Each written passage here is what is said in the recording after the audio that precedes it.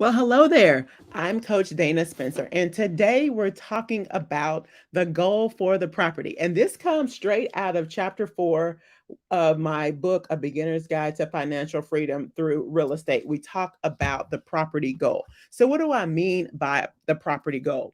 So, what's the goal of the property? Do you want monthly cash flow? So, do you want, $300 to $500 a month in cash flow?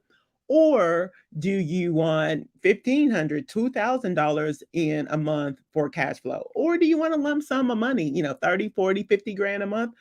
Drop that in the comments. Like, what's the goal? And why is having a goal so important? Well, we know that when we don't have a goal and we don't know, what we're aiming for, then chances are we end up missing the target big time. So it's very, very important to understand what the goal is before we even start looking at deals.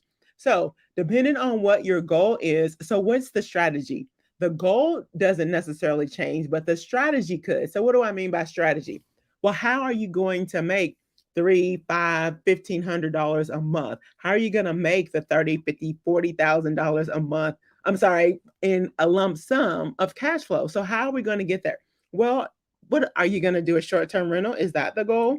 Where you furnish the property and put it on a short-term rental platform like Airbnb?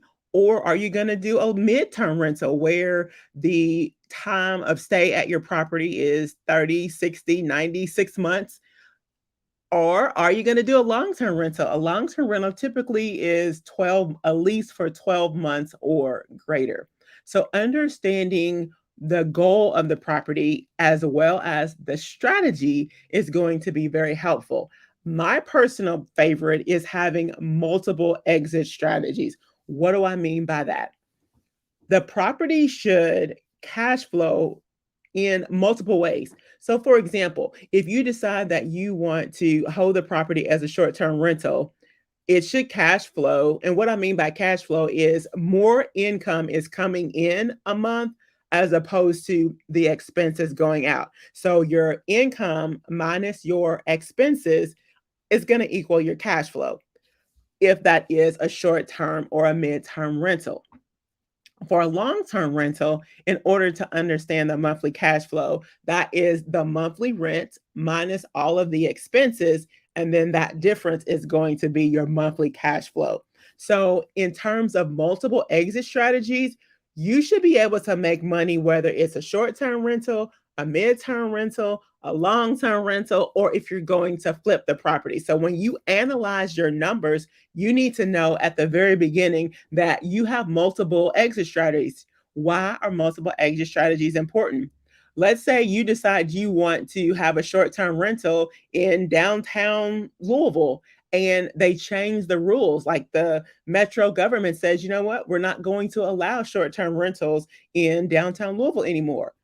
Will the property cash flow as a long-term rental? So that's why it's so important to have multiple ways, multiple exit strategies in order to get to the cash flow, just in case government changes the rules, just in case the interest rate goes up. Just there's so many things that could happen.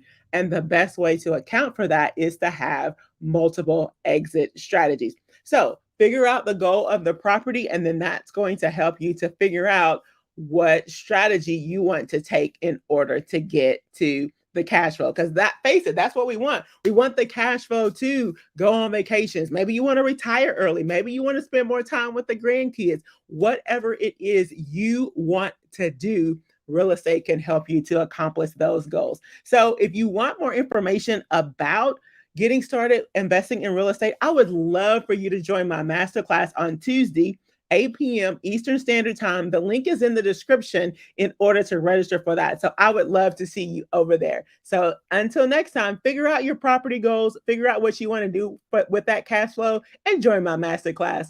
I'll see you next time.